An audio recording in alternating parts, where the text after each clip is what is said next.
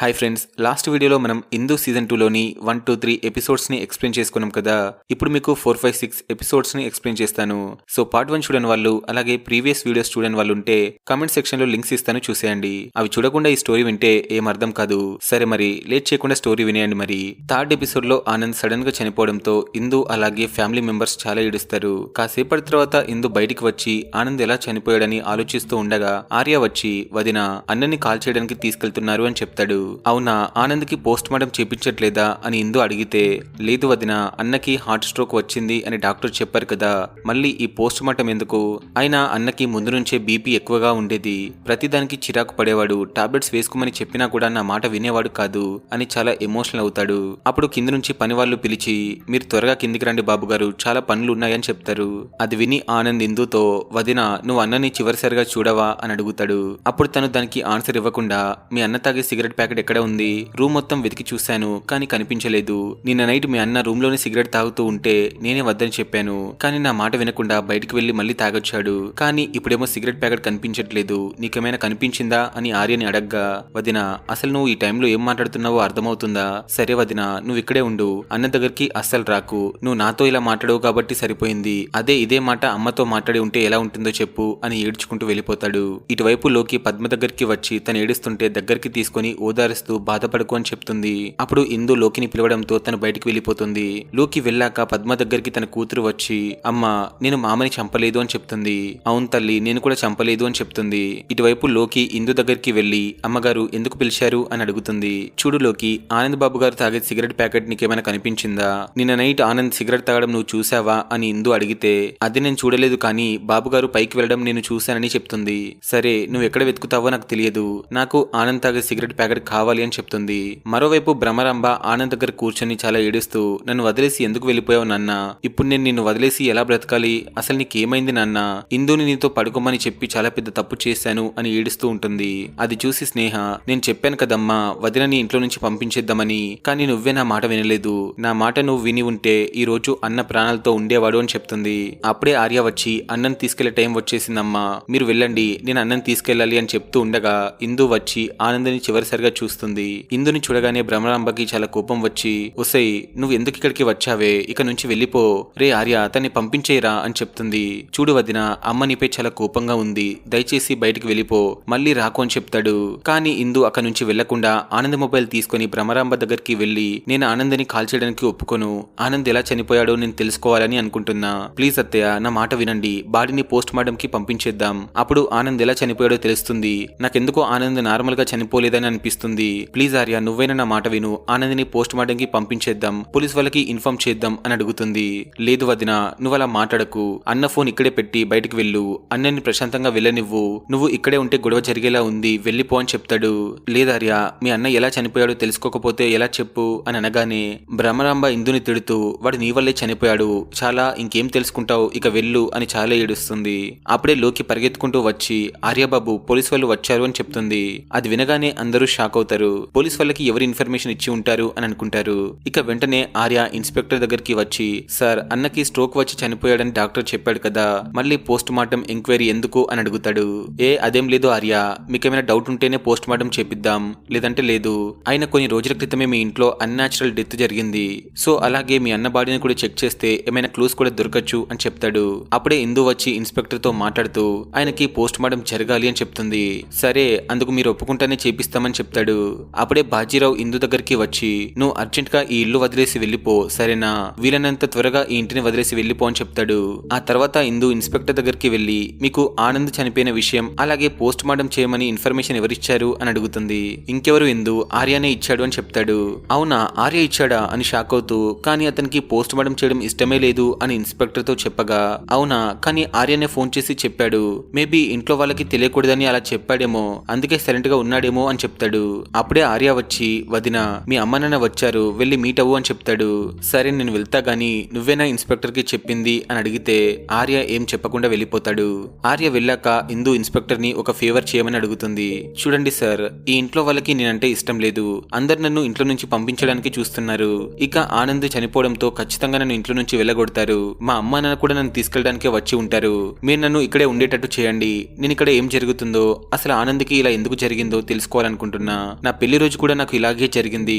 ఎవరో ఉమ్మెత్త విషమున్న ఆకుని నాకు పంపించారు. ఎవరు పంపించారో నేను తెలుసుకోవాలనుకున్నా. అందుకే ఈ ఇంట్లో ఒక గాలం వేశాను. ముందుగా లోకికి చెప్పి గుమ్మడికాయలో ఉమ్మెత్త సీడ్స్ ని పెట్టించాను. కానీ అది చూసి ఇంట్లో వాళ్ళు ఎక్కువగా రియాక్ట్ అవ్వలేదు, అలాగే భయపడలేదు అని చెప్తుంది. అప్పుడే లోకి వచ్చి అమ్మగారు ఇల్లు మొత్తం వెతికాను, కానీ సిగరెట్ ప్యాకెట్ మాత్రం కనిపించలేదు అని చెప్తుంది. అది వినగానే ఇన్స్పెక్టర్ ఏ సిగరెట్ గురించి మాట్లాడుకుంటున్నారు అని అడగ్గా ఇందు జరిగింది మొత్తం చెప్తుంది. ఆనంద్ తాగే సిగరెట్ డిఫరెంట్ గా స్మెల్ వచ్చింది, అలాగే అందులో ఏదో కలిసిందేమోనని నాకు అనిపించింది. ఆనంద్ ఆ సిగరెట్ తాగినప్పుడల్లా విచిత్రంగా బిహేవ్ చేసేవాడు, అందుకే చనిపోయి ఉండొచ్చు అని చెప్తుంది. అవునా, అయితే చూద్దాంలే, రిజల్ట్ వచ్చాక ఏం జరిగిందో తెలుస్తుంది అని ఇన్స్పెక్టర్ చెప్తాడు. అప్పుడు ఇందు ఇంకొక ఫేవర్ చేయమని అడుగుతుంది. కొన్ని రోజుల క్రితం నాకు ఒక అమ్మాయి కనిపించింది, తను ఎక్కడ ఉందో వెతికి పట్టుకోండి అని చెప్తుంది. సరే, తన ఫోటో ఏమైనా ఉందా అని ఇన్స్పెక్టర్ అడిగితే లేదు సార్, ఫోటో లేదు, కానీ తన గురించి చెప్తా అని చెప్తుంది.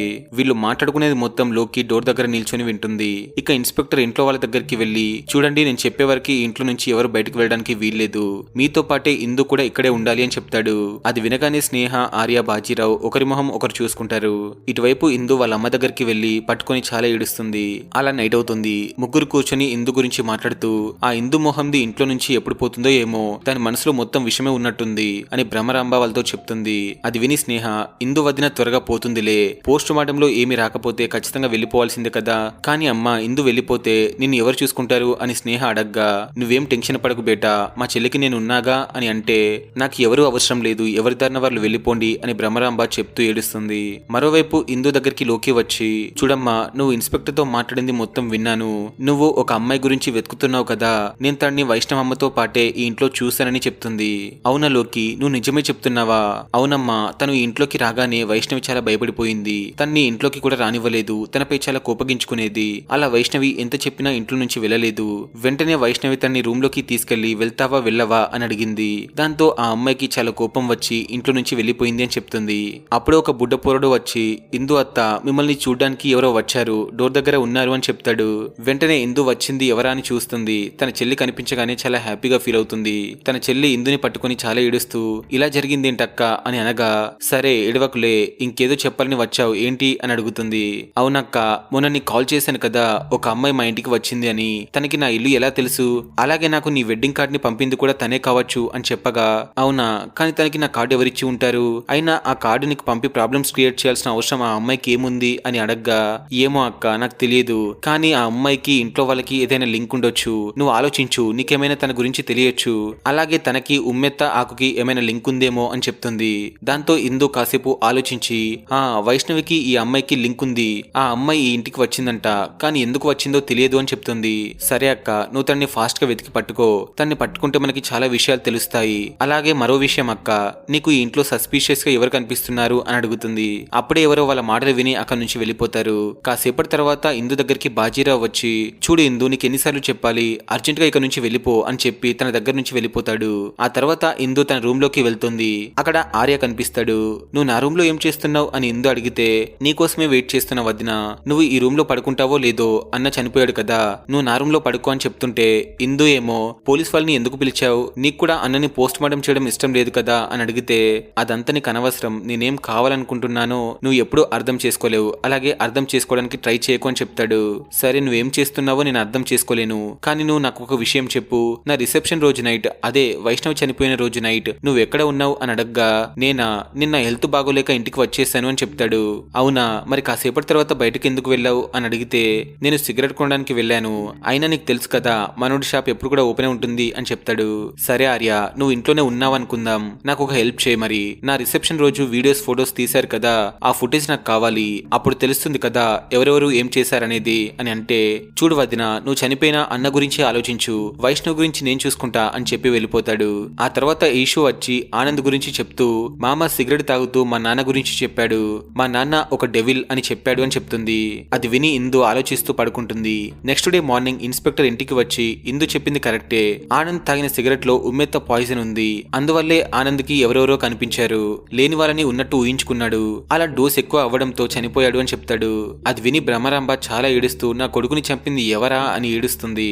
సరే మీరేం ఏడవకండి, అయినా నాకు అర్థం కాంది ఏంటంటే మీ కొడుక్కి పాయిజన్ ఉన్న సిగరెట్స్ ని ఎవరిస్తున్నారో, ఎప్పటి నుంచి ఇస్తున్నారో ఏంటో, సరే మీ ఇంట్లో ఎవరెవరు సిగరెట్ తాగుతారు అని అడగ్గా ఆర్య తాగే వాళ్ళ గురించి చెప్తూ నేను, అన్న, బాజీరావు, అలాగే రీసెంట్ గా వదిన కూడా ఒక బాక్స్ కొన్నదని చెప్తాడు.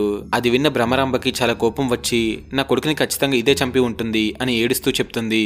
అది చూసి ఇన్స్పెక్టర్ స్నేహకి చెప్పి మీ అమ్మని ఇంట్లోకి తీసుకెళ్ళు, ఓదార్చు అని చెప్పి పంపిస్తాడు. ఆ తర్వాత ఇన్స్పెక్టర్ వాళ్ళ కానిస్టేబుల్స్ తో చెప్తూ ఇల్లు మొత్తం జాగ్రత్తగా వెతకండి, సిగరెట్ ప్యాకెట్స్ ఇంకా సస్పీషియస్ గా ఏమైనా కనిపిస్తే నాతో చెప్పండి అని చెప్పి పంపిస్తాడు. అలాగే ఆర్య మీ దగ్గర ఏమైనా సిగరెట్స్ ప్యాకెట్స్ ఉంటే నా దగ్గర పెట్టండి అని చెప్తాడు. అప్పుడు ఆర్య తన దగ్గర ఉన్న ప్యాకెట్ ని ఇచ్చేసి వదిన నీ దగ్గర కూడా ఒక ప్యాకెట్ ఉంది కదా అది ఇవ్వు అని చెప్తాడు. సరే ఇస్తా అని చెప్పి రూమ్ లోకి వెళ్తుంది. తన వెనకాలే లేడీ కానిస్టేబుల్ వెళ్లి తను ఇచ్చిన బాక్స్ ని చూస్తుంది. అప్పుడు ఇందు నిన్ను బాక్స్ లో నుంచి ఒక సిగరెట్ తీసి స్మెల్ చూశాను, మళ్ళీ ఇందులోనే పెట్టాను అని చెప్తుంది. అవునా నువ్వు నిజమే చెప్తున్నావా అని కానిస్టేబుల్ అడిగితే అవును నిజమే చెప్తున్నా, కానీ ఎందుకు అలా అడుగుతున్నారు అని అడగగానే ఆ ప్యాకెట్ లో ఒక సిగరెట్ కనిపించదు. దాంతో ఇందుకి డౌట్ వచ్చి సిగరెట్ స్మెల్ చూస్తుంది. ఆ సిగరెట్ కూడా ఆనంద్ తాగే సిగరెట్ స్మెల్లే వస్తుంది. వెంటనే ఇన్స్పెక్టర్ దగ్గరికి వెళ్లి సార్ ఎవరో ప్యాకెట్ ని మార్చేశారు అని చెప్తుంది. అవునా అయితే ప్యాకెట్ ని చెక్ చేయమని ఎక్స్పర్ట్ దగ్గరికి పంపిస్తాడు. ఆ తర్వాత ఇందు దగ్గరికి వచ్చి మీకు ఎవరి మీదైనా అనుమానం ఉందా అని అడగగానే ఇందుకి ఆర్య మీద డౌట్ వచ్చి ఏ ఆర్య నువ్వే కదా నిన్న నైట్ నా రూమ్ లోకి వచ్చింది అని అడిగితే బాజీరావు మాట్లాడుతూ నిన్న చాలా మంది నీ రూమ్ లోకి వచ్చి వెళ్లారు, లోకి కూడా వచ్చి వెళ్ళింది, తను కూడా తీసి ఉండొచ్చు కదా అని చెప్తాడు. అప్పుడే ఇష్యూ వచ్చి మీరేనా మంచి పోలీస్ అంటే మా అమ్మ మిమ్మల్ని పిలుస్తుంది రాండి అని చెప్పి తీసుకెళ్తుంది. మరోవైపు భ్రమరాంబ ఇందుని చాలా తిడుతూ అది ఎప్పుడు చేస్తుందో ఏమో అప్పుడు గాని నా మనసు శాంతించదు, చూడమ్మా నువ్వు అలా మాట్లాడకు, వదిన ఇలా చేసి ఉండదు, తనకి అన్నని చంపాల్సిన అవసరం లేదు, ఒకవేళ తనే చంపితే బాడీని పోస్ట్ మార్టం కి ఎందుకు పంపిస్తుంది చెప్పు, సో తను అలా చేసి ఉండదని స్నేహ చెప్తుంది. అవునా అయితే మా అక్కే చంపి ఉంటుంది, ఎందుకంటే నేను ఇంట్లో నుంచి వెళ్ళిపోమని చెప్పాను కదా, వీళ్ళు ఇంట్లో ఉండడానికి నా కొడుకుని చంపేశారు అని అందరినీ అనుమానిస్తూ నేను ఎవరిని నమ్మనని చెప్తుంది. దాంతో స్నేహ ఇన్స్పెక్టర్ దగ్గరికి వెళ్తూ ఉంటుంది. ఇటువైపు పద్మ ఇన్స్పెక్టర్ తో ఏదో చెప్పాలని ట్రై చేస్తుంది, కానీ మళ్ళీ నా మైండ్ పని చేయట్లేదు, నేనేం చేయలేను అని చెప్తూ ఉన్నప్పుడు స్నేహ రావడం చూసి సైలెంట్ గా డోర్ క్లోజ్ చేసుకుంటుంది. ఇక స్నేహ ఇన్స్పెక్టర్ తో సార్ మా వదినని ఎలాగైనా ఇంట్లో నుంచి పంపించేయండి, తను ఇక్కడే ఉంటే మా అమ్మ ఏం చేస్తుందో ఏమో, తను వదిన మీద చాలా కోపంగా ఉందని చెప్తుంది. కరెక్టే కానీ తన్ని బయటకు పంపించడం కుదరదు, కేసు క్లోజ్ అయ్యేదాకా ఇంట్లోనే ఉండాలని చెప్పి వెళ్ళిపోతాడు. ఆ తర్వాత ఇందు దగ్గరికి వచ్చి చూడండి ఇందు గారు, ఆనంద్ చనిపోయినప్పుడు మీరు అతనితోనే ఉన్నారు, అంతేకాదు ఆ పాయిజన్ ఉన్న సిగరెట్ ప్యాకెట్ మీ దగ్గరే దొరికింది, సో జాగ్రత్త అని చెప్పి వెళ్ళిపోతాడు. కాసేపటి తర్వాత ఇందు దగ్గరికి లోకి వచ్చి నీకు ఆర్య రాసిన లిస్ట్ కనిపించిందా అని అడగ్గా లేదే కనిపించలేదు, ఆ లిస్ట్ ఇప్పుడెందుకు అని ఇందు అడుగుతుంది. రేపు ఇంట్లో పూజ ఉంది కదా ఆ లిస్ట్ లో ఉన్న సామాన్లు తెద్దాం అని చెప్తుంది. సరే ఇప్పుడు దొరికిన ఏం లాభంలే, ఆర్య రైటింగ్ అంత బాగోదు కదా అని చెప్పగా ఏంటి అమ్మా ఆర్య గారు చాలా మంచిగా రాస్తారు మీకు తెలియదా అని అడుగుతుంది. అవునా కానీ ఆర్య నాకు ఇంకోలా చెప్పాడే, అసలు రాయడమే సరిగా రాదని చెప్పాడు, ఎందుకలా చెప్పి ఉంటాడు అని ఆలోచిస్తూ సరేలోకి నీకు ఆ లిస్టు దొరికితే నాకు కూడా చూపించు అని చెప్తుంది. ఇస్తాలే కానీ నువ్వెందుకలా అడుగుతున్నావు, నీకేం అవసరం అని లోకి అడగ్గా అయినా ఇవన్నీ నీకెందుకు, ఆర్య రైటింగ్ దొరికితే చాలా విషయాలు తెలుస్తాయని చెప్తుంది. సరే బాబుగారు ఇంట్లో లేరు, వెతికి తీసుకొని రమ్మంటారా అని అడుగుతుంది.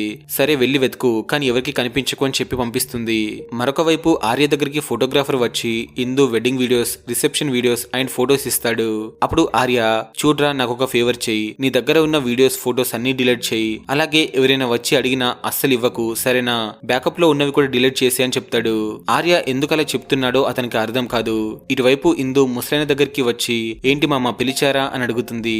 అవును బేటా నీకు ఒక విషయం చెప్పడానికి పిలిచాను, నువ్వు ఆనంద్ బిజినెస్ ని చూసుకుంటావా అని అడుగుతాడు. ఎందుకు మామ చూసుకోకపోతే ఏమవుతుంది అని అడగ్గా చూడు తల్లి ఆనంద్ బిజినెస్ ని బాజీరావు ఎప్పటి నుండో కబ్జా చేయాలని ట్రై చేస్తున్నాడు, అయినా నేను చెప్పానని బిజినెస్ ని చూసుకోకు, నీకు ఏం చేయాలని అనిపిస్తే అదే చెయ్యి, అలాగే నీకు ఇంకొక విషయం చెప్పాలి, ఒకవేళ నువ్వు బిజినెస్ ని రన్ చేస్తే నీకు అన్ని విషయాలు తెలియాలి కదా అని చెప్తూ ఆనంద్ కి ఒక సెక్రటరీ ఉండేది, తను ఒక అమ్మాయి, తను ఈ ఇంటికి ఒకసారి వచ్చింది అని చెప్తాడు. అవునా తను ఎలా ఉంటుంది అని ఇందు అడిగితే తను ఒక శారీ కట్టుకుని బొట్టు పెట్టుకుని ఉంటుంది అని చెప్తాడు. దాంతో ఇందుకి ఆ అమ్మాయే గుర్తుకు వస్తుంది, తనే అని ఫిక్స్ అవుతుంది కూడా. ఇక ముసలైన మాట్లాడుతూ ఆనంద్ చనిపోయిన రోజు నుంచి తను రోడ్డు మీద నిల్చొని ఇటువైపే చూస్తుంది అని చెప్తాడు. అవునా మీరు తనని చివరిసారిగా ఎప్పుడు చూశారు అని ఇందు అడగ్గా ఈ రోజు ఉదయాన్నే చూశానని చెప్తాడు. అలాగే నేను తనని కలవడానికి బయటికి వెళ్ళాను, కానీ నేను వెళ్లే లోపే తను కనిపించకుండా పోయింది, అసలు తను ఎందుకు వస్తుందో ఏం చెప్పాలనుకుంటుందో తెలియదు అని చెప్తాడు. లేదు మామ తనకి అన్ని తెలుసు, ఏదో తను చెప్పాలని అనుకుంటుంది, తను నన్ను కలవడానికి చాలా సార్లు ట్రై చేసింది, ఈసారి మీకు మళ్ళీ కనిపిస్తే నాతో చెప్పండి. అలాగే మామ పద్మ దగ్గర ఏంజిల్ కంపెనీ బాక్స్ ఉంది కదా, ముందు ఆ బాక్స్ ని ఎవరు వాడేవారు అని అడుగుతుంది. హో ఆ బాక్సా మా తమ్ముడు వాడేవాడు, అదే ఆనంద్ వాళ్ళ నాన్న దగ్గరే ఉండేది, ఆ బాక్స్ లో హోమియోపతి మెడిసిన్ పెట్టుకునేవాడు, ఆ తర్వాత ఆ బాక్స్ ని పద్మకి ఇచ్చాడు అని చెప్తాడు. సరే మామ అని చెప్పి అలా ఆలోచిస్తూ బయటకు వస్తుంది. బయట బయట లోకి ఆర్య రాసిన లిస్టు వెతికి ఇందు దగ్గరికి వచ్చి చూపిస్తుంది. లోకి ఆ పేపర్ దొంగిలించడం పనోడు చూసి ఆర్యకి కాల్ చేసి చెప్తాడు. ఇటువైపు ఇందు లిస్టులో ఉన్న హ్యాండ్ రైటింగ్ చూసి ఇది వెడ్డింగ్ కార్డ్ లో ఉన్న హ్యాండ్ రైటింగ్ లా లేదే అని లోకికి చెప్తూ నిజం చెప్పు లోకి, నువ్వు తెచ్చింది ఆర్య హ్యాండ్ రైటింగ్ నేనా అని అడుగుతుంది. అమ్మ తోడు అమ్మగారు, నేను వేరే లిస్ట్ ఎందుకు తెస్తాను, ఇది ఆర్య గారిదే అని చెప్తుంది. అవునా, మరి ఈ లిస్ట్ ఎందుకు దాచుకొని ఉంచుకున్నాడు, సరేలే ఏదో ఒకటి, నీకు ఆ అమ్మాయి కనిపిస్తే నాతో చెప్పు అని వెళ్ళిపోతుంది. అప్పుడే ఆర్య వచ్చి నువ్వు కొట్టేసిన నా చిట్టి నాకు ఇవ్వు అని లోకిని అడుగుతాడు. లోకి భయపడుతూ ఇచ్చేస్తుంది. ఆ చిట్టి తీసుకుని ఇందు దగ్గరికి వెళ్తూ ఉంటాడు. ఇటువైపు ఇందు ఇన్స్పెక్టర్ తో ఫోన్ లో మాట్లాడుతూ, సార్ నేను ఒక అమ్మాయి గురించి చెప్పాను కదా, తను ఆనంద్కి సెక్రటరీ, అంతేకాదు తను ఇంటికి వచ్చింది ఆనంద్ని కలవడానికి కాదు, వైష్ణవిని కలవడానికి. అలాగే నా రిసెప్షన్ రోజు నైట్ ఆనంద్కి చిట్టి ఇచ్చింది ఈ అమ్మాయి అయి ఉండొచ్చు, మీరు వెళ్లి ఆనంద్ ఆఫీస్ లో కనుక్కోండి, అక్కడ తన అడ్రస్ దొరకచ్చు, అలాగే తన హ్యాండ్ రైటింగ్ కూడా మ్యాచ్ అవుతుందో లేదో తెలుసుకోవచ్చు అని చెప్తూ ఉంటే ఆర్య వస్తాడు. ఆర్యని చూసి ఇందు కాల్ కట్ చేస్తుంది. ఇక ఆర్య మాట్లాడుతూ, నువ్వు మళ్ళీ నా వస్తువుల మీద కన్నేసావా, అది కూడా లోకిని అడ్డు పెట్టుకుని చేస్తున్నావా, నేను నీకు ముందే చెప్పాను కదా నా వస్తువులు ముట్టుకోకు అని, అది కరెక్టే కానీ నువ్వు నన్ను మిస్లీడ్ చేస్తున్నావు అని డౌట్ వచ్చి ఇలా చేస్తున్నాను.